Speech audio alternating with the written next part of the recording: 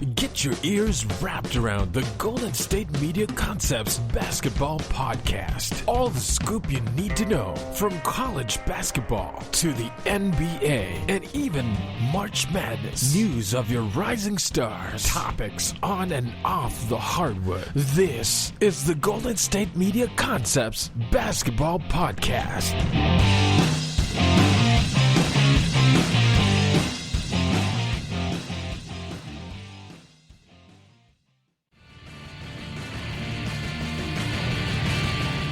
Welcome into the GSMC Basketball Podcast, right there, the GSMC Podcast Network. It is your host back again to talk about all things basketball with you. Today, Brice Lewis. You know what we do here. We're going to talk about games. Even though there's no games going on. Just an overview of what we do talk about tonight. We're also talking about news, stories, things that happen around the league, college and professional. As, like I said, right now, college is slow, but it's getting closer to starting back up. So we're almost there. We're getting closer to it. And then on the NBA side of things, clearly a lot of news because of the fact that we have all these rumors and speculation. And the season now could start in about 1 month, guys. 1 month. A month and some weeks. A month and a half, really. Based off some news I'm going to discuss with you this segment, but also we're going to discuss that my initial thoughts on James Harden potentially being traded to the 76ers. I've talked about this before. I'll give more in depth now. Talk about Bradley Beal. He's still in the trading block. We'll also talk about a lot of other trade rumors and things throughout the show. So we're going to talk about all that today on the podcast. So thank you for tuning in and letting me be part of your day to discuss all this. So let's go ahead and jump right into it. So it has now been officially reported from bigger platforms that now that Daryl Morey is the head guy of basketball operations in Philadelphia, he is interested in bringing his star guy, his star player, the man that he tried to do so for so long in Houston win with, James Harden, over to Philadelphia to pair him with Joel Embiid, which probably would mean the end of Ben Simmons, which would make sense because if you think about the logical things, if you think about the way Morey wants his teams, how he likes to play his games, Ben Simmons does not fit that whatsoever because he cannot shoot the ball at all. So he's thinking about bringing over James Harden. So a lot of people have discussed it. A lot of people have very mixed reviews on it. It's a very complex topic. People think it won't work. Some people think it will work. People's argument with people who don't think it will work is because James Harden is not a natural point. He's a two guard who needs the ball, and how is he really going to be able to feed it to Embiid? We've tried it with Clint Capella. We've tried it with Dwight Howard and didn't work out. How do we know that it's going to work now with Joel Embiid? Even though Joel Embiid does have a different skill set, some people think it will work because they think they will be able to get their touches. Because you got James who can kill you from the perimeter, and then you have Embiid who can kill you in the paint, and then they think that if they play an in-and-out type of style of basketball, especially with Doc Rivers coaching it, they think it'd be able to work. So that's kind of the big questions here. So my overall thoughts on it is this. Now, we kind of knew this offseason that more than likely, even though Elton Brand has came out multiple times and said it wouldn't happen, that they were probably, for the betterment of success of the team, unless there was nobody that they are offer they liked enough. Because I don't think it would be like they wouldn't trade them, but they definitely would try to look to trade one of them. And it was either going to be Ben or Embiid.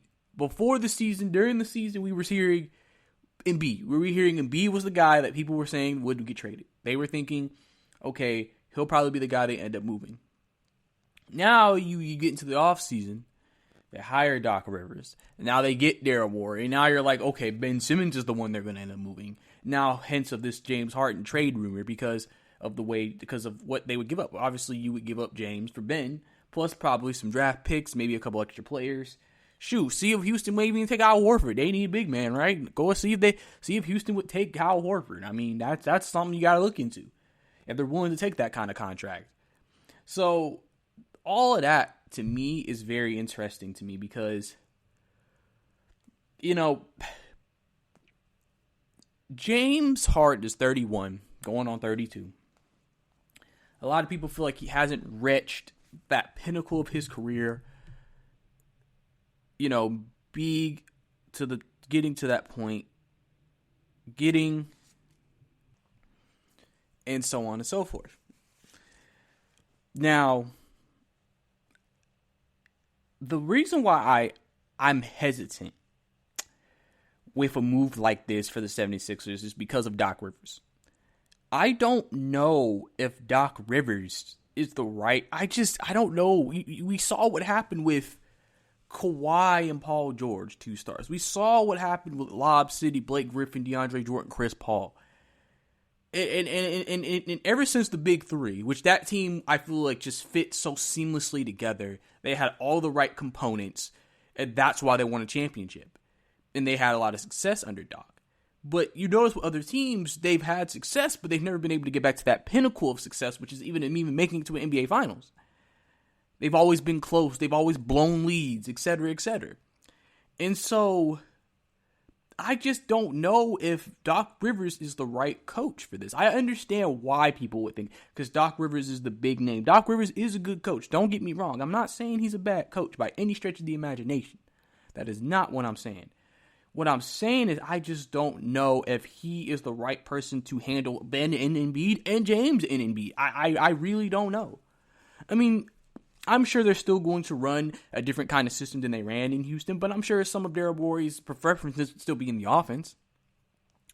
But I don't know, man. I don't know.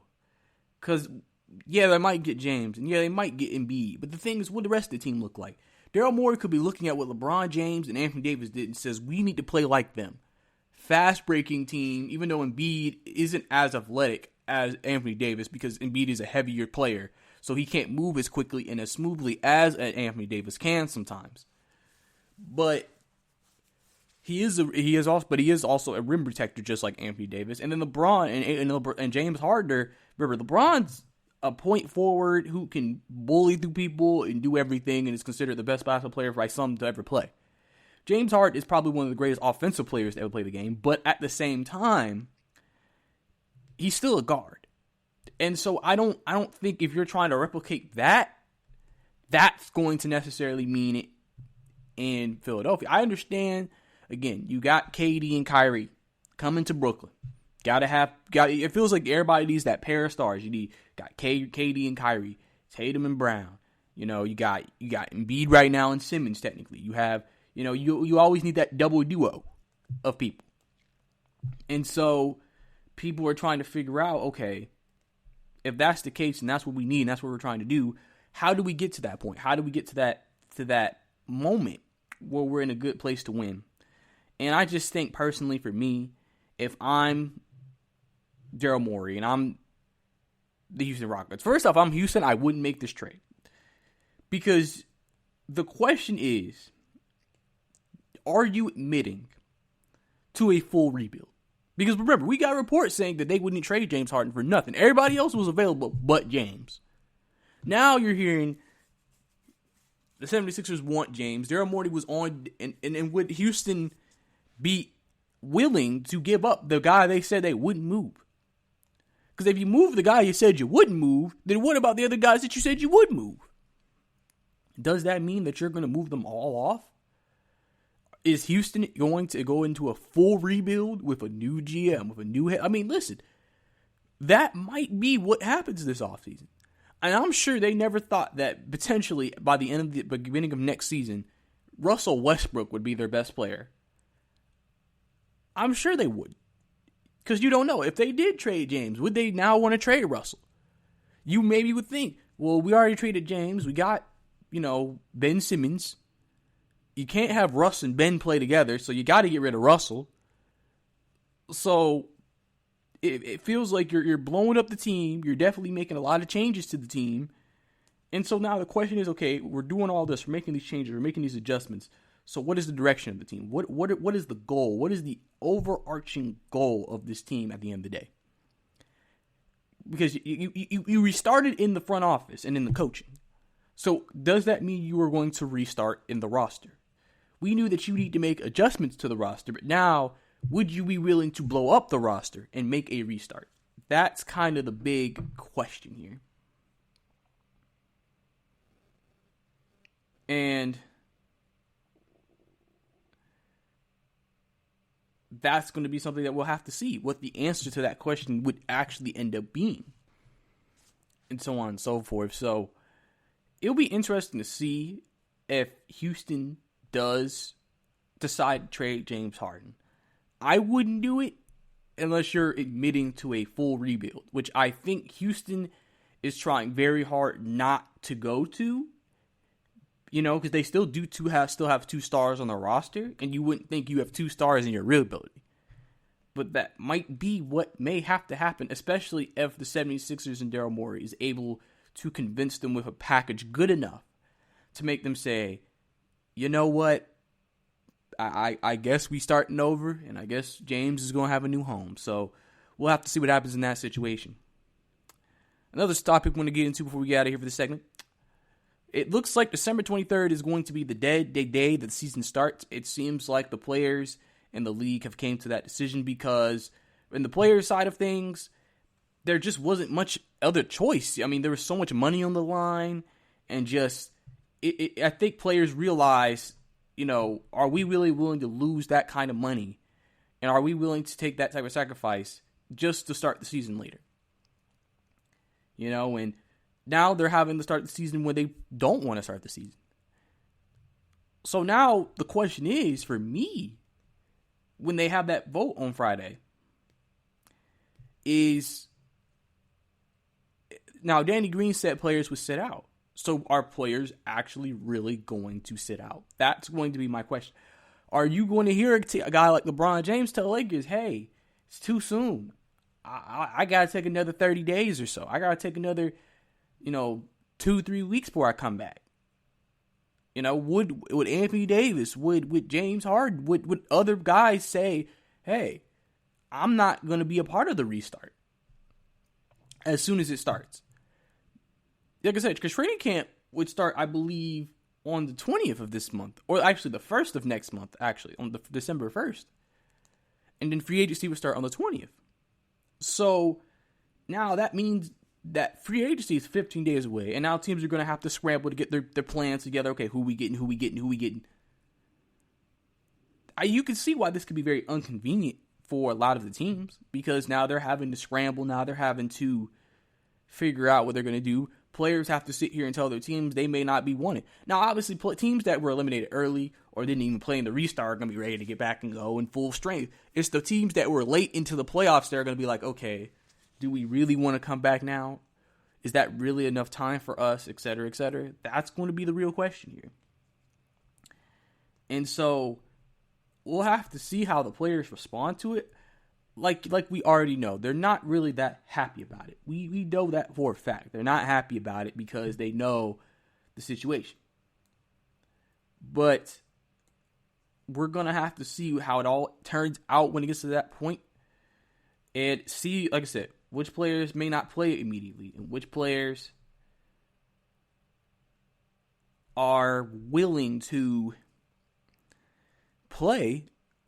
Because I don't think it'll be to any point where they won't have full rosters, but it'll just be to a point where you can tell, like, okay, you're not going to you may not see some of the best players to start the season. And then with that, they have to now scramble probably to decide, okay, are we doing another bubble? We just came out of a bubble 2 months ago. Not much has changed with COVID. So we're going to have to do another bubble? So they have to decide all that. And it's going to be interesting to see how they come together within the next month and a half to really decide how this season will play out. But that's all the time we have here for this segment. Coming up next, we have more news, especially on Wizards guard Bradley Beal. So stay tuned right here to the GSMC Basketball Podcast. Are you looking for the very best NFL and college football podcast? Then check out the GSMC Football Podcast. Get the latest football news both on and off the field. From the NFL Draft to trades to the rumor mill to the NFL Combines. They got you covered. That's GSMCpodcast.com/football-podcast. Get updates on college rivalries, game day insights, and much, much more. It's football talk the way you want it. This show eats, sleeps, and breathes football. Don't forget to like them on Facebook and follow them on Twitter. Visit GSMCpodcast.com for more info.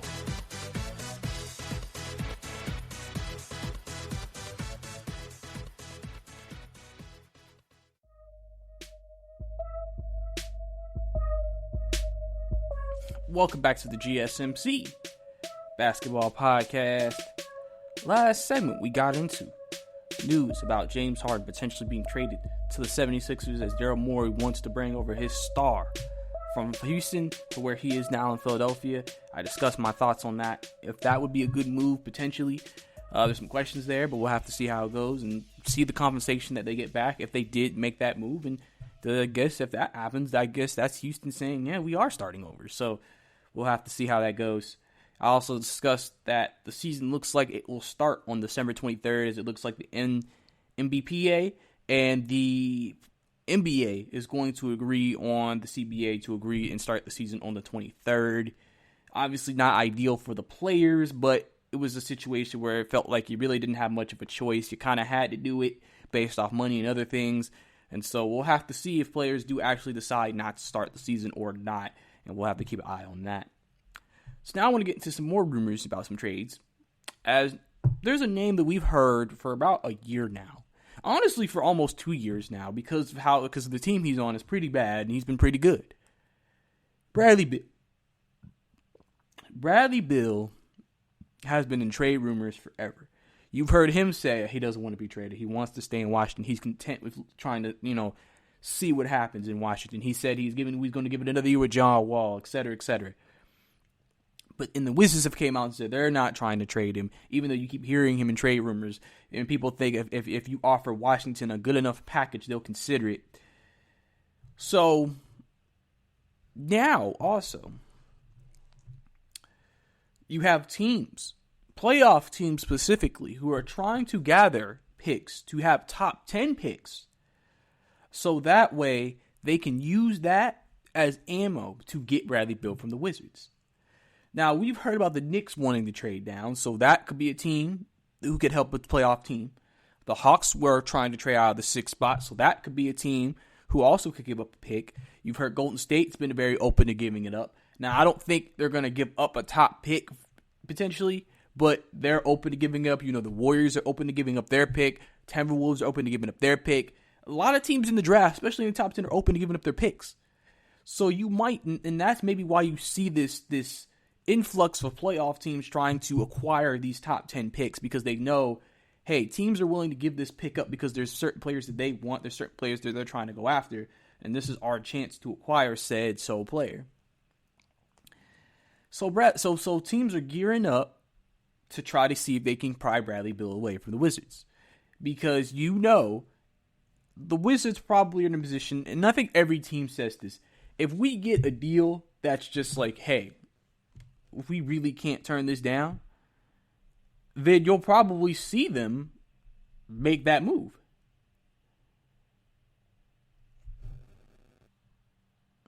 And everything like that. And it's actually kind of funny because if you're Bradley Beal, you must it must make you feel a little good inside a little bit, just knowing that so many teams have been plotting to get you. They have been plotting to acquire you. They've been plotting to bring you a part of their team because they really feel like, a lot of teams probably feel like Bradley Beal is a good enough player to we think, get us maybe over the top to the finals or potentially win a championship. Because remember, we've heard the Lakers interested. The Mavs might have some potential interest. The Heat probably won't, because they're really having their eyes set on Giannis. Because there was a report this past weekend that somebody said Giannis would sign a long-term deal with Miami if traded there, where if he went to Golden State, he wouldn't. So I could get into that a little bit later, but that was just an interesting tidbit. So I'm sure Miami hearing that, and especially if people within their organization is telling them that, probably is like, okay, we probably really don't want to make any crazy moves, just because if we really have the opportunity to get Giannis, we need to go and get Giannis. So, to me, it's a very interesting situation. It's a very interesting phrase and an interesting spot for the Wizards, because you got John Wall coming back. Remember, John Wall was the #1 overall draft pick for the Wizards in 2008. You got him coming back. You had what some people considered one of the best backcourts in all of the NBA with him and John Wall and Bradley Beal. We can make an argument that Bradley Beal has improved as a player without John Wall for 2 years because of the fact he was the main guy. Now, some people may make the argument, well, he was on a bad team, and that's why his numbers imploded. Everybody was making that argument. But when he was still with John, he still was a top player. So now we got to see how that would work. And then we also have to see how John's game has changed. John's 30. He's not the same guy in terms of fastest player in the NBA. He's still fast by no stretch of the imagination. Is he slow? But he isn't what he was at that time. And you would feel like at this point he has definitely worked on his game. Because I've always said during rehab and during these recovery sessions, it's a great time for players who may have had weaknesses in their game like shooting and etc. to really work on that while recovering. So that way it's like you're coming back and you truly feel like you're new and improved. You feel like, yeah, we've really upped the ante. We've changed our DNA. We've became a different person, a different player because of the fact of this. And so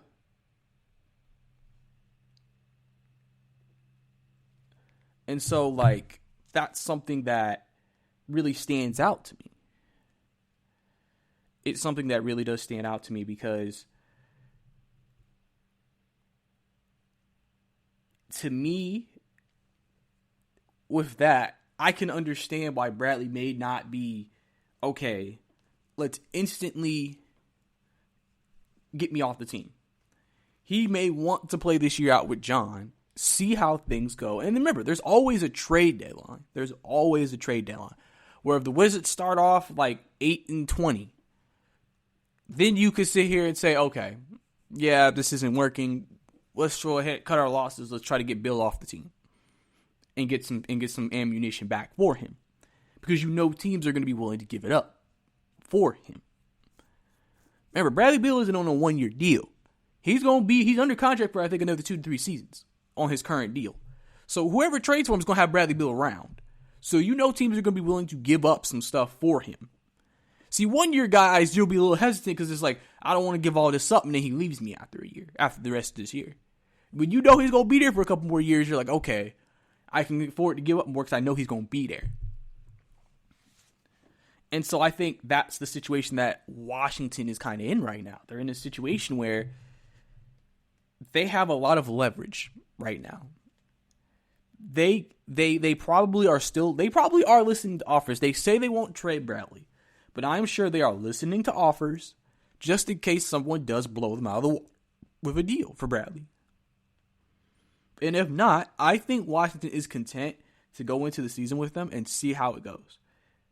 Like, really, I really think they're content to see how it goes because, you know, the Wizards have also kind of reshaped the roster a little bit ever since John Wall was hurt. Remember, last time John Wall played, he was playing with the Kelly Oubres of the world and a bunch of other guys. Now, you got the rookie from last year that has potential. You got other guys that if they bring back Bertans, he's never played with Bertans. Bertans has emerged as one of the top 3-and-D guys in the game. You got him and John coming back, Bradley coming back. You know, the team might, you know, okay, you got something here. You got some pieces here that you can work with. I honestly believe Washington could be in the playoff race. I think they could compete for a playoff spot, in my opinion. So, in the Eastern Conference, because remember, they still have 2 star players. Why wouldn't that? Because obviously that's why if it didn't work out, you would probably trade one of them. But you would think with that, in the Eastern Conference, that should be good enough to get you in at least. Now, in terms of how the rest of the team looks and et cetera, and how that actually gets you anywhere, we'll see. But it should be good enough to actually get you in. And so I think that's going to be the thing that is going to be most intriguing to look out for and watch for during the season. And if they do trade Bradley Beal, just know they got a really great deal. Just know they got a really good deal. Because that's why they made the move. Because they got a fantastic deal. And so we'll have to see what the Wizards, like I said, decide to actually end up doing when it is all said and done. Now we're going to shift to this. So CP3 made some headlines as it's reported that he says he would rather play his next city would be rather it be in Los Angeles or New York. That's where his two preferences of cities he want to play in next. So now that brings the Knicks into the picture, which we've known that the Knicks are a team that some people have wondered if they would try to go after Chris Paul. The Lakers, because of the connection to LeBron James. We don't think the Clippers would do it. It would be, you don't think the Clippers would make a move like that? I mean, they could to bring him back to the Clippers, but I don't think they'll make that move. So it seems like those would be the two places out of those two respective areas. Brooklyn wouldn't do it because they have Kyrie. So they have some options. We know the Bucks were interested, but there's been reports there's no traction with those trade talks between them and Milwaukee. So I think the first question we need to ask here is, what is Oklahoma City looking for back for Chris Paul? Because, you would think in this situation, you're getting an older player off your roster who is very expensive. So you would think teams are trying to get rid of him. Like Oklahoma City would like to get him off his roster. So they may be willing to take less to get him off. Because you always hear with teams, if we don't really want to trade them, they want you to give more to get them off their hands. Where if you have a team that really wants to move them, you think they might take less to move them because of the fact that they're going in a different direction as a team. And so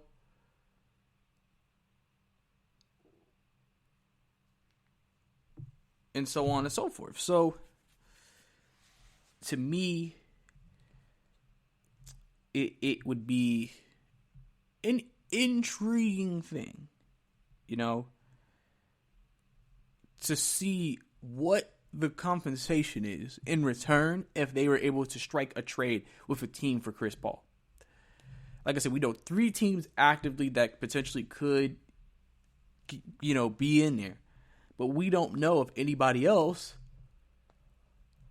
is in the picture. Could there be a surprise team potentially that tries to get into the mix? That is something that potentially could happen.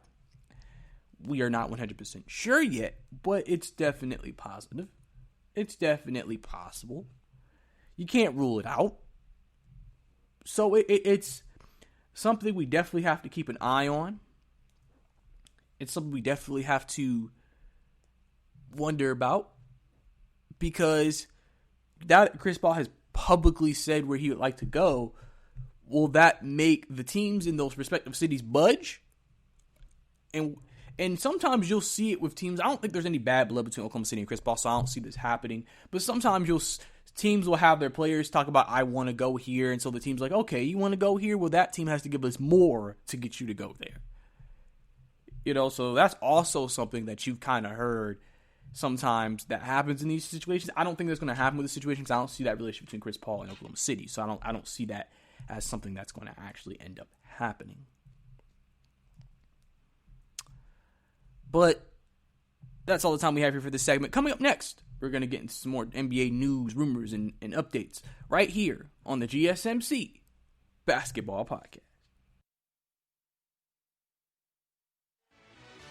Check out the show that's built on the MMA. From the UFC to extreme cage fighting, they got the fights covered. Check out the GSMC MMA podcast. Get the latest news on past or upcoming fights. Join us as we talk to and about some of the biggest names in the MMA, past, present, and future. When it's the fight game, there's just one show to check out. GSMCpodcast.com/MMA-podcast. Don't forget to like them on Facebook and follow them on Twitter. Visit GSMCpodcast.com for more info.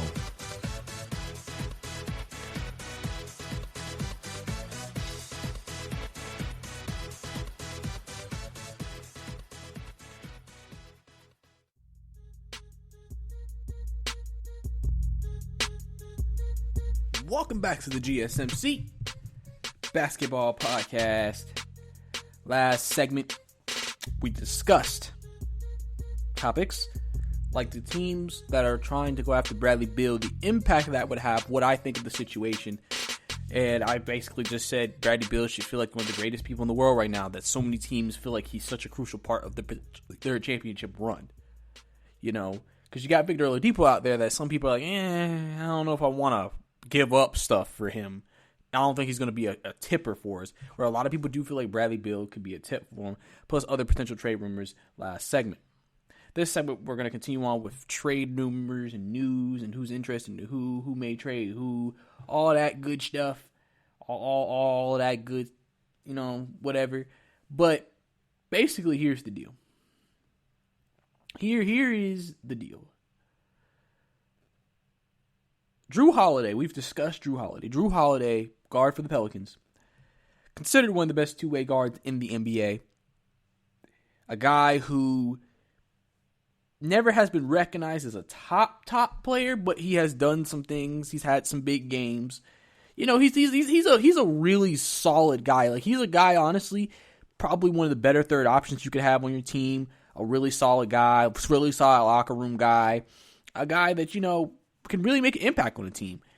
And, on a lot of his teams, he's never been the best player, I think, outside of his Philadelphia days, where he was with Andre Iguodala and them, and they pushed Boston to 7 games. But Drew Holiday has always been a good player. Well, a lot of people know that. And so a lot of people are off him because of the fact that a lot of people want Drew Holiday. So the latest rumors, we discussed before, the Nuggets were interested in the point guard to add to their team. Gives them Jamal Murray, Drew Holiday, Michael Porter Jr., Joker, they're going to bring back Gant. But now they said the Nets, and I think the Nets are an interesting one, and the Heat are interested. Now let me get to the Nets.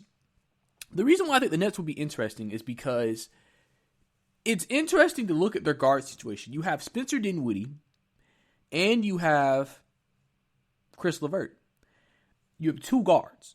Two shooting guard, point guard. Spencer's a shooting guard. Chris LeVert's a two guard, whatever.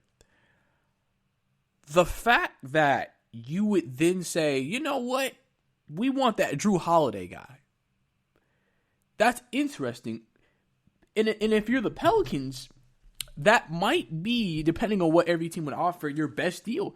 Because to me, I think they would have to swap maybe a Chris LeVert in return. Because I don't see who the Pelicans would be okay with taking off of the Nets if they made that move. Like, it's just like, who else would you really want on that team? You might throw, Jared Allen in there? I mean, it feels like they would have to swap guards to me. Because Chris LeVert, we know he could score, but he isn't the greatest defender, where Drew Holiday is known as a very good perimeter defender. And he can have big games as well, so maybe they feel like we're gaining experience, we're getting veteran experience, we're getting a player who can add to our championship pedigree that we're trying to build here, a guy who can add on to what we want to create here. And so, to me, I think that's one of the more interesting things to look at. I think it'll remain to be interesting when it's all said and done. I think that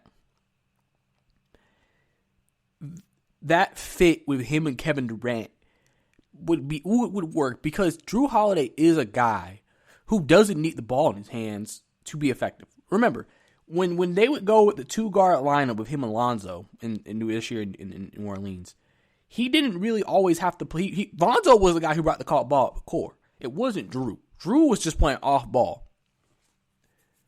And so, Kyrie and KD are going to dominate the ball. So I don't think Drew Holiday is going to come there and be some 18, 19 a point a game scorer. But I think you'll see his impact on the defensive end if he went to Brooklyn. And you'll see his impact on just off-ball screens, potentially setting up plays for other players.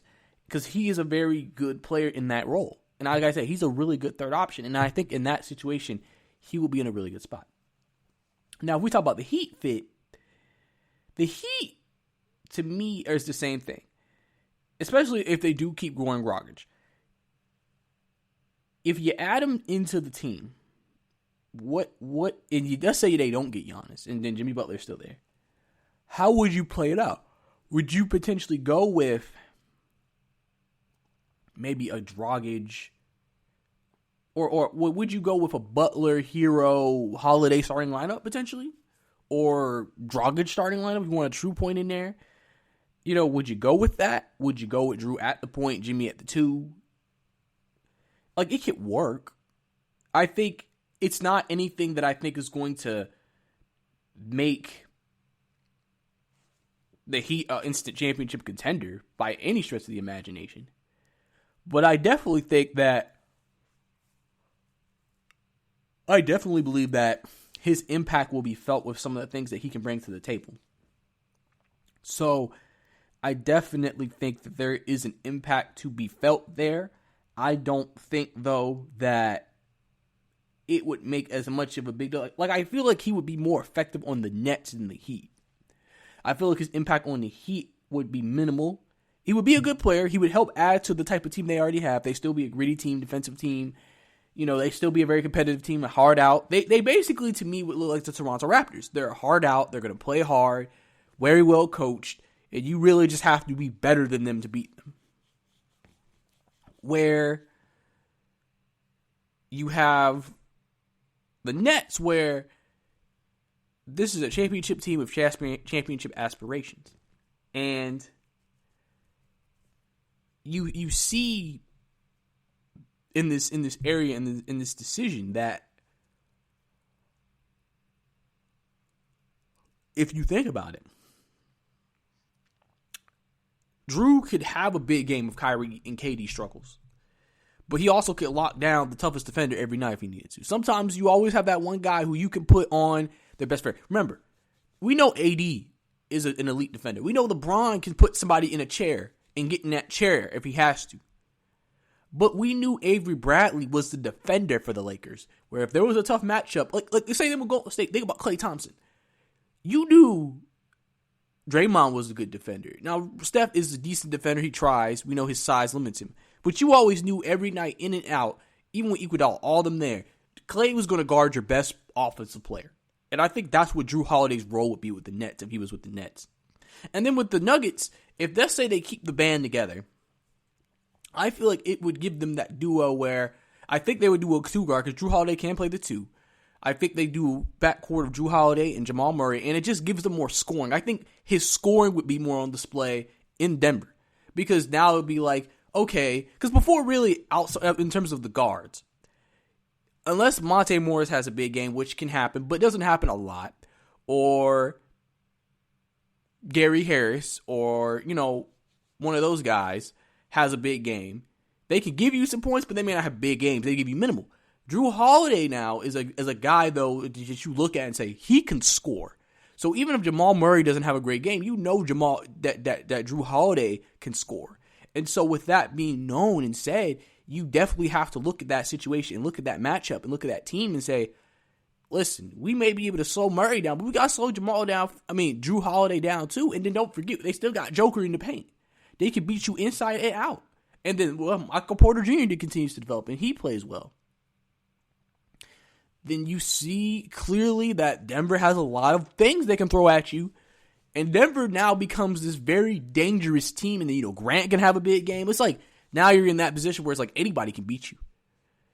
Jamal Murray and Joker are still going to be the stars, but you got Drew who can beat you. Michael Porter. Remember, in the entire playoffs, outside of Jamal and Joker, Michael Porter Jr. was the only player to average double digits with Grant and with the team during the playoffs. So you clearly see, outside of those 4 guys, there wasn't much production. Now, if you have that 5th, you give yourself 5 guys who can score. It's kind of what Boston has currently with Smart, Hayward, Tatum, Kemba, Brown. You got 5 guys who could all give you 20 any given night. And now Denver would have something like that. Plus, they have a better bench than Boston. So now they have that depth behind it where Monte Morris still could have a big game. Gary Harris could still have a big game. And now Denver now becomes a very interesting, dangerous team to look at and play against. So that's going to be very, very interesting if they were able to make that deal. Another player on the trade market, Dennis Schroeder of the Thunder, would reportedly get strong interest in the trade market if Oklahoma City makes him available. So now we know that Oklahoma City is rebuilding. And they're going to get their main move probably is to get rid of Chris Paul. But now, what if they want to get rid of Dennis Schroeder instead? Because Dennis Schroeder probably wants to be in more of a win-now situation. He's been in Atlanta during the losing years. He was there at the beginning when they were winning. But really, he was there when they lost, got traded, won this year. Good player. Dennis Schroeder is a player, after seeing him play with the Hawks, he could give you 20 a night. He could score like the best with him. And he's a scrappy defender. Like, he's a really solid guard. He could be a starting point guard in this league. No problem. That's why if you add Dennis Schroeder to your team, he could really help a team who wants to win immediately. Maybe that's a route the Lakers go down if they're not able to acquire Derrick Rose or not able to acquire Rajon Rondo if he doesn't come back. Maybe they go with a Dennis Schroeder route. Potentially, maybe the Clippers. The Clippers talk about they have all these dogs. I mean, Dennis Schroeder's a dog. So that would be a good fit in my opinion. And the thing about it is, Dennis Schroeder is more, to me, he is more of a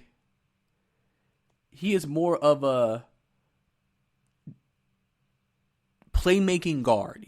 I feel like I would trust his playmaking ability more than Patrick Beverley. Because Dennis can take the ball up the floor, make something happen with it. Patrick Beverley really isn't a guy who could do that. And so that would maybe be a good move the Clippers could make, potentially, if they lost down Rajon Rondo and couldn't get anybody else. Just teams like that. Maybe, if Houston decided to trade Russell Westbrook, maybe you need a guard, maybe you bring in Dennis Schroeder there. There are very many places that you could potentially see that happening. So Dennis Schroeder is going to have a market. And it's not going to be in for a light of fame. Like, he is a good player. Like, absolutely. Dennis Schroeder is a good player. He's always going to be able to find a job. And I'm sure he wants to be a starter in this league. But he's just as effective as a sixth man. Because when you bring in Dennis Schroeder, he will be your sixth man off that bench. That's how good he is. You almost consider a sixth man a guy who could start, but it's just you got five other guys that's just like, we got to put them in first. So definitely to me, I look at the situation, I'm like, okay. Definitely a very good team. Definitely a team that needs that boost off the bench.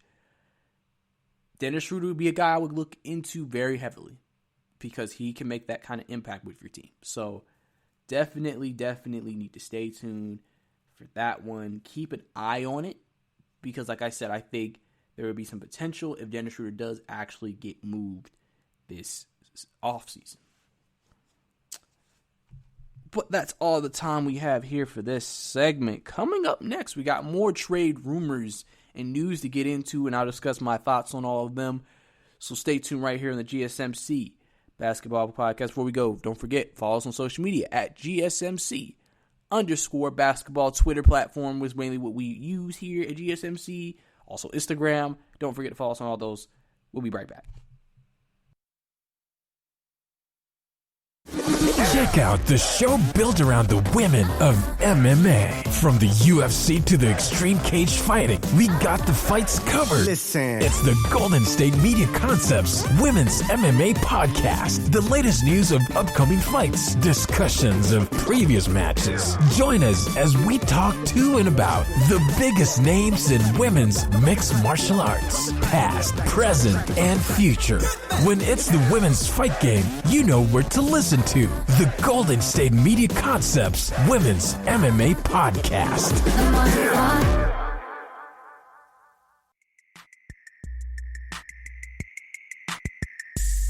Welcome back to the GSMC Basketball Podcast. Last segment, we discussed a lot of trade rumors. Last segment, like, if you want to know, if you missed the recap, Drew Holiday.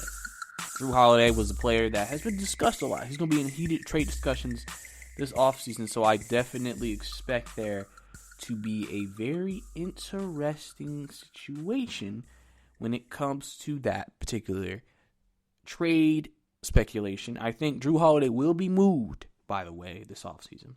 Also, we discussed Dennis Schroeder as he also could be on the move. Help any win-now team. I gave a couple of teams I think he would maybe be good with. So that also is one where we definitely think that potentially that Dennis Schroeder might be moved. So you might actually see, and then the thing is, with the season starting December 23rd, I want to bring this one point up before I get right back into the trades. One thing we have to think about here is that with that happening, teams are now knowing we only have about a month to really improve our team before the season starts. So if we're going to make a move, we need to make it now. Unless you're willing to wait till the trade deadline. So the NBA is definitely sitting here and saying, okay, we got to make a move quickly. Who do we want? Who can improve us right now? Who can improve us instantly right now? That's going to be the question here. And it's going to be interesting to see those answers and what teams try to go after who. That, to me, is going to be one of the most interesting things to see this offseason, what happens with that. Now, we're going back into the trade news. So, reportedly, there has been this trade rumor that potentially Orlando and Portland could potentially make a move where you would see a C.J. McCollum, Aaron Gordon trade, but the report says it hasn't been discussed seriously. Now, Aaron Gordon, a guy who never reached the expectations of a star like some people had thought in when he was drafted. He's a good player, mind you. He's a good player. He's a good player. But he's not the star that people expected him to be. So now Orlando is kind of like, okay, he's been here for a while. He's a good player. We can probably get something for him. Let's see. That's why he's been in a lot of trade talks. That's why there's always been all these every trade deadline. Aaron Gordon's in the news because Orlando's entertaining trades. Well, now apparently Portland may be open to dealing C.J. McCollum, and so now they're talking about maybe a Gordon from McCollum trade.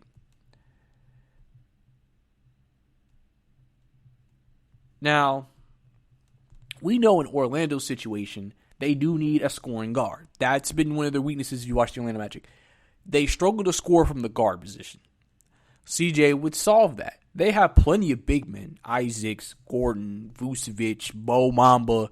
Their strength is their front court. Their weakness is the back court. And CJ would definitely make that a strength. So they could afford to give up a player like Gordon. Where Portland, they have a pick and roll. They can add him with Nurkic. Plus, one thing about what I think that Lakers series that Portland had showed them is that Whiteside's a good shot blocker, but he is a more traditional center, so he's slower against more athletic big men like Anthony Davis. Nurkic, he's he's quicker, but not too much quicker. Plus, he's a little bit smaller. So now it's like he's not the greatest on defensive end either. So Aaron Gordon will give him a very athletic guy. Not a tall guy, but an athletic guy. So a guy who could keep up with the Anthony Davises of the world and have to use more of his more physical strength to hold on. So, Aaron Gordon is great in the pick and roll game because he can shoot the three. He can we know how great of a dunker he is, and he can hit the mid range. So in terms of pick and roll, that would be a really good partnership between him and Damian Lillard, which is understandable why that would lead to the conversation even being had between the two teams about potentially making that move. But as they say, it's not really going to happen, or it hasn't been discussed seriously yet. The Golden State Warriors were also rumored to maybe be in on it, but they feel like that's more of a smokescreen than anything else. So I think for the most part, it's just an interesting trade that has been presented here. I don't know if I would go ahead and do it, but maybe there is benefits to both sides to making this done. Next, as we reported before, or as we talked about before on the podcast, the Mavs are looking to win now. They're looking to improve their team. Now, one thing they may need is that, what's one weakness Dallas has? They don't really have a true rim protector. Kristaps Porzingis, he's 7 foot tall, but you don't look at him as this rim protector. But there is a guy out there that could be moved, and that's Rudy Gobert. Rudy Gobert is someone that the Mavs could be a target for the Mavs. He would add a former Defensive Player of the Year, so clearly a guy who can definitely handle it in the paint. It honestly would make them even more of a harder matchup because Kristaps Porzingis can float around the perimeter. You can even say he's more of a perimeter player anyway. So it would kind of work. Rudy could have the paint to himself, be the rim protector. Then you got Kristaps lingering around the perimeter. And then even on the defensive end, you have a guy who, if you go against an AD, you got bodies. Now listen, we've seen Rudy and AD go at it. AD still win those matchups. But at least you have a bigger body as well. And then you also have Kristaps to throw at him and everything. And so, remember, we know about what the issues that Rudy Gobert and Donovan Mitchell had earlier in the year. It's been reported they've moved on from those issues, so they're fine. So we would think because of the relationship that is had between the two is why they move on. This would maybe be more of an organizational decision in terms of we think this trade could benefit us. Gobert is a traditional center, and he is entering the last year of his contract. And obviously, when you get to these points as a team, especially with centers, he's a traditional center. He is not a center who can stretch the floor. He's a traditional in the paint center. The NBA has kind of shifted away from that. So now, as the Utah Jazz, are you willing to pay Rudy Gobert to be a traditional center for you? That's always the question with guys like Rudy Gobert and Andre Drummond. Are you willing to pay them big money, knowing that they're not a stretch big, knowing that their game is limited? That's the question Utah has to answer. And so you're probably going to hear Rudy Gobert in more trade talks because of that, potentially. Because, every team is, we were probably going to lose you, so let's try to get something for you instead of letting you just walk for free. Because you probably could get a little bit of something for Rudy Gobert. Rudy Gobert has some value. I mean, he does. He has some value. So maybe the Dallas Mavericks are a team that would make sense. I think it would improve their team. And that would have to work. And listen, Rudy Gobert is eligible for the Supermax. I don't know if you're paying Rudy Gobert a Supermax contract. And I think a lot of teams are also kind of like, I don't know about that one, Chief. So it's going to be interesting, like I said, to see if that's something they want to do. Somebody's going to pay Rudy Gobert. I don't know if it's going to be Utah. And if Dallas made that move, you don't want it to be a weird thing. I mean, it could, because if Giannis did become a free agent next year, maybe you can make this move. Because it's like, okay, yeah, we have money tied up now, but Rudy Gobert's going off the books next year. So that way we could just now take that same money that we would have gave to him and then gave it to Giannis. That's just a potential thing I'm throwing out there, but it'll be interesting to see how all that comes together. And like I said, we're going to see what happens. We also have some Victor Oladipo rumors. Now, I've reported before that the Milwaukee Bucks have interest in Victor Oladipo, but so far, there hasn't been any conversations with substance right now with Indiana. So that's a move that Milwaukee has been eyeing. They have talked, but they haven't necessarily progressed. Again, with the season now officially now, people knowing when the season is going to start in free agency, you may not see anything pick up for a minute, but now that they have an idea of what's going on, that's something that could definitely pick up over time. The Knicks are also interested in Oladipo, but they have adopted a wait and watch mindset. So they're going to look to see how his market plays out, which it would be smart for them. Like I said, Oladipo's that kind of player, a good player, but you don't know if you really want to invest a lot into him or give up a lot for him. Like, he's not a player who you think is going to tip the scales for you. So you feel like, okay, he'll be a nice addition, but we don't know how big of an addition he would actually be for us, so we have to wait to see if we really want to make that move.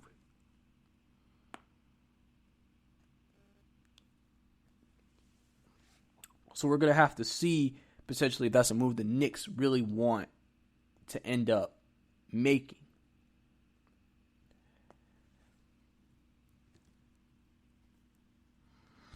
Then, back to Milwaukee. Like I said, I feel like Milwaukee would be the best team for him, for Oladipo, just because I just think it would be a good fit. He can play make a little bit. He can make plays for other guys. He can help Chris Middleton get better shots. He can help Giannis get better shots. You know, and then especially if they still, let's say they still go ahead and say, okay, we're still going to go and get another point guard in here. Then you add another playmaker there. Now, one of the holes that maybe Giannis feels like the team had, which was playmaking, is gone. Now you have a playmaking guards with Giannis, with, you know, Oladipo, with whoever else you bring in. Maybe that's somewhere Dennis Schroeder can go. That's another potential fit. Dennis Schroeder in Milwaukee, that wouldn't be a bad, but you got a guy who can give you 20, make plays. Oladipo, if he comes to Oladipo, he can make plays. Chris Middleton's still there, he can play. Giannis, that wouldn't be a bad team right there. Now, I'm just saying. So that's something that if I'm Milwaukee, I definitely would be looking into. If Dennis Schroeder does indeed hit the market, I think they should definitely look very seriously at Dennis Schroeder. Because I think he's someone that you don't have to give up as much for, like a Chris Paul potentially, but can do some of the same things you need a guy to do, and you know he can score. Because what's one thing sometimes that Milwaukee has had issues with outside of Giannis is scoring. They don't have enough scoring outside of them. And maybe that's someone who could help fix and erase that issue and would help them be the best they can be. So I think that would be a good move. And it'll be interesting to see where Oladipo does end up this offseason, because it does look like there's a lot of push that he will probably be moved. But again, with only a month left before really we start picking things up, we'll have to see. But that's all the time we have here on the GSMC Basketball Podcast. Thank you for tuning in once again to the podcast. Thank you for letting me be part of your day. Don't forget to follow us on social media, especially on Twitter at GSMC_basketball. Also, don't forget to listen to our other amazing podcasts here at the GSMC Podcast Network. And don't forget to subscribe or leave a review on whatever platform you're listening to us on. We definitely love the feedback that you give us. This is your host, Brice, signing out, saying have a good day. You've been listening to the Golden State Media Concepts Basketball Podcast, part of the Golden State Media Concepts Podcast Network. You can find this show and others like it at www.gsmcpodcast.com. Download our podcast on iTunes, Stitcher, SoundCloud, and Google Play. Just type in GSMC to find all the shows from the Golden State Media Concepts Podcast Network, from movies to music, from sports to entertainment, and even weird news. You can also follow us on Twitter and on Facebook. Thank you, and we hope you have enjoyed today's program.